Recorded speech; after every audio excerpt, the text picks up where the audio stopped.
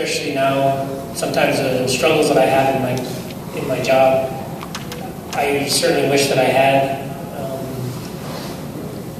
I guess maybe I can speak for some of the academies that I've been through. You know, it was just getting through there and you know, having to make the grade and pass whatever tests we had coming up. But I certainly wish that I had that college education, because that would have made it a lot easier for some of the things that I did, because I didn't really think that I would need math when I was in high school, but then I found out when I was investigating car crashes and things like that, you know, adding up the numbers to try to figure out how fast the driver was going. I wish I had paid more attention to that when I had been taking classes for my job on how to investigate car crashes and things with law and things like that I have to do now. But I wish I had paid attention a little bit more. And, you know, I do a lot of writing and typing and report writing now that gets scrutinized by, you know, federal courts and state courts and tribal courts and other people's attorneys that question me, and, you know, some grammatical errors and sentences not being put together. Luckily, I did do well in English in high school, so that paid off a lot, because a lot of this job is writing and making sure that that can be what makes or breaks what I'm working on. So. Well, college is a lot of fun, first of all. But the hardest part for me was probably just the change, and you're responsible for yourself. Your parents aren't there to fall back on. And if you get yourself into trouble, you have to get yourself out. So if you're not studying hard enough and you fail a test, well, I mean, in high school, that's your own fault too, but the consequences of college are bigger. So to really stay on myself and study hard, and yeah, that going out and partying sounds like fun, but I have tests tomorrow, so I have to stay in. So just learning to be responsible for myself was probably the biggest challenge for me. Like Chris, I didn't go to college either. I just needed to get out of the house and find a good job in the shortest amount of time. So I went to the Productive Dental Academy to become a dental assistant. I don't know if I regret not going to college because I don't have a student loan and I like what I'm doing right now. But don't not go to college. There were a lot of challenging aspects of college for me. One was the 25 years it took to actually graduate. Because when I went to college right out of high school, I wasn't ready. I was going for my parents, and it took me about a semester and a half to realize that. Again, learning responsibility was huge. I had no responsibility, especially for academics when I was young. And let me tell you now, if you're going to go to college and you're not going to try and you're going to blow your grades, it will follow you for 20 years. 20 years. Because at Fort Lewis, having been a professional musician, having much more professional experience than many of my instructors, they all said, hey, apply for scholarships. We can get you financial aid. And I did, and it came back that my GPA was crap because I walked on my finals in my third semester out of high school and effed every course. And I was like, who cares? I'm never going to go to college. I'll be a professional musician. It followed me. And when I was 35, it was like right there in my face. And I could have gotten financial assistance. So I'm telling you, it follows you. That was a tough lesson to learn. Other aspects of college, you know, I was a non-traditional student when I finally actually made the conscious choice to follow through with college.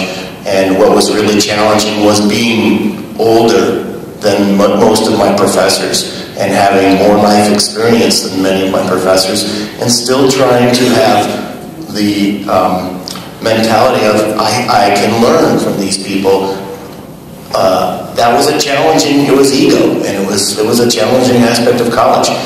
College was really fun, and it was also really miserable too, because going back as a non-traditional student, I was working full-time, and so I worked all day long, and then I hauled butt up to FLC and spent another 3 or 4 hours after I'm already fried at the end of the day going to classes, and then I go home and it's like 2 or 3 more hours of reading and homework, and then it all goes over again. And I just remember being about halfway through my FLC career up there, and going, I have no idea what life will be like when I graduate because I just don't know what free time is. Weekends were gigging to pay the bills as well and doing homework. So there were a lot of challenges in college, and the last biggest challenge that I found in college, and my mom helped me through this one huge, was the BS that my mom labeled it as hoop jumping. And she said, Steve, I called her crying about all the garbage classes that I had to take, or all these assignments that I felt like this is not helping me become what I want to become. And she said, Steve, college is about learning to jump through hoops because that's what is the real world. Jumping through hoops is half the game. And I was like, wow, realization that it's not just learning what you want to learn, and it's not just learning other things, it's just filling out paperwork, meeting with counselors, going through all these procedures that really don't have a lot of meaning to you, but it's what has to get done to get that piece of paper. So that was a lot of big challenges. I'm sure as high school students, you don't experience any of that. When I first went to the School of Mines in Rapid City, South Dakota to be an engineer, we were doing freshman orientation, and Dean Howard Peterson, Dean Pete, stands up in front of roughly 500 incoming freshmen, and he stands there and he goes, okay, count out 10 people in the crowd. And you count 10. And then he goes, now count out 3. He says, those are the people that are going to be here when you're a senior. They had a 70% dropout rate at the mines, and that's typical for engineering programs. So, and hard science and math. The classwork is tough. There's no two ways about it. And I had the great misfortune that when I was in high school, I was always the guy who never had to do homework. I never did homework, period. And got A's. And never had to work for a grade. And that is not the best scenario when you wind up going to a place where everyone is just as smart as you are, if not smarter. And then you figure out what the difference is, you have to work for it. Fortunately enough, you know what you call a guy who graduates last from engineering school? An engineer. So, just bear with the work. That's one of the biggest things. And the other thing, too, is, being in my career, I work a lot with people ranging from presidents and vice presidents who work internationally in companies, down to guys who work in the field and wear coveralls every day, who are mechanics and electricians. And to be perfectly honest, the guys who are mechanics and electricians know way more than your average engineer, because they actually have to make things work for a living. So the key is you have to find something you like to do, and want to do. And if you can make a living at it, that's even better. You got to keep that in mind. So, so if you don't want to go to college, want to be an electrician, go do that. Because to be perfectly honest, most electricians who work in my field make just as much or more than the engineers. So, bear that in mind too. So.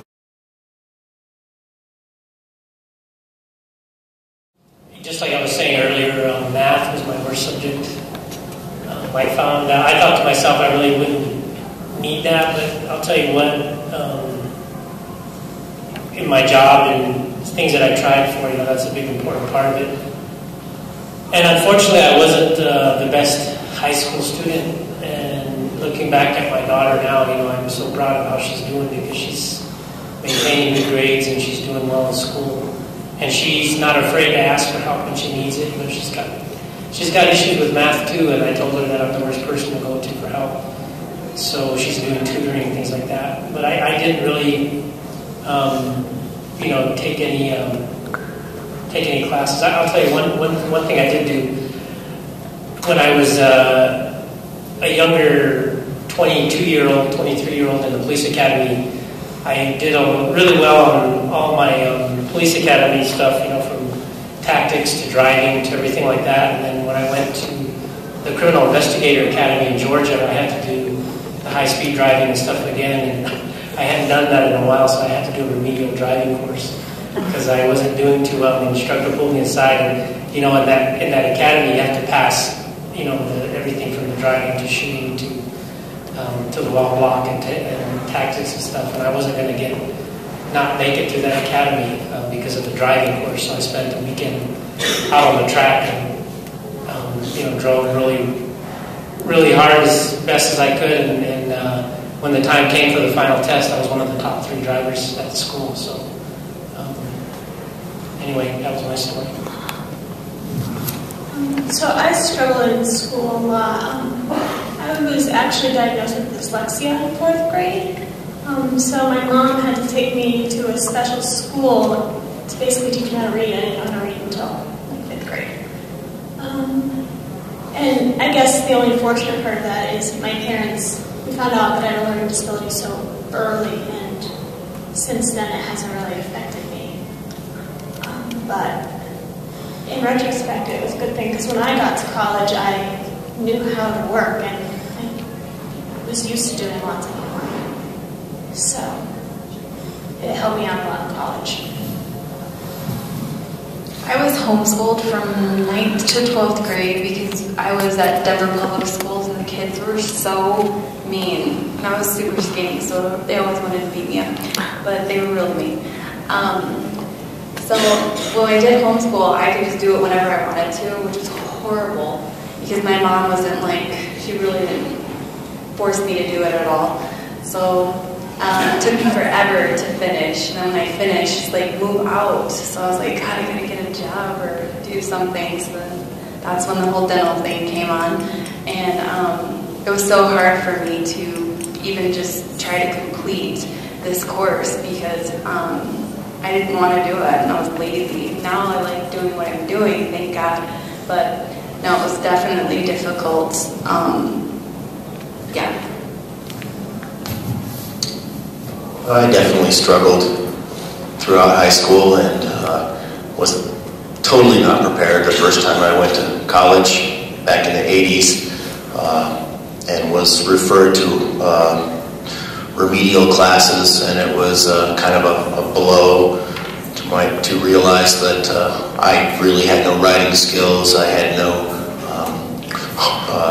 homework skills, I had really no tools to get through college at all. I had no idea how to write a paper, and then I fast forward 20 years later, and I don't know that I had really gained academic skills, but because I was an adult and I had to learn responsibility, I had gained those skills, which I applied to college, and I took college. I approached it in a different manner. I just treated it like a job in a way and just did things. I got to write a 20-page paper, never done it, but I just did it because I knew I had to do it. And I would ask friends for help. I would ask teachers for help, run a lot of rough drafts by teachers and try to get assistance. And I was very open with the fact that I really didn't know what I was doing, and just asked for help when I thought I needed help. And I got the help I needed in college, and as well as in like I did in the professional world. Well, I had my fair share of struggles academically when I was going to, especially through my undergrad.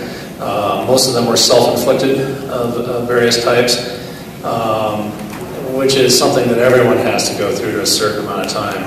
And then eventually you get that rude, sharp shock of, well, either you're going to turn your grades around or you're gone. And then you go, well, I think I'll turn my grades around. So, bear that in mind. And it's not easy, and there's a whole ton of distractions out there. So, so yes, I had my share of academic struggles, but worked through it.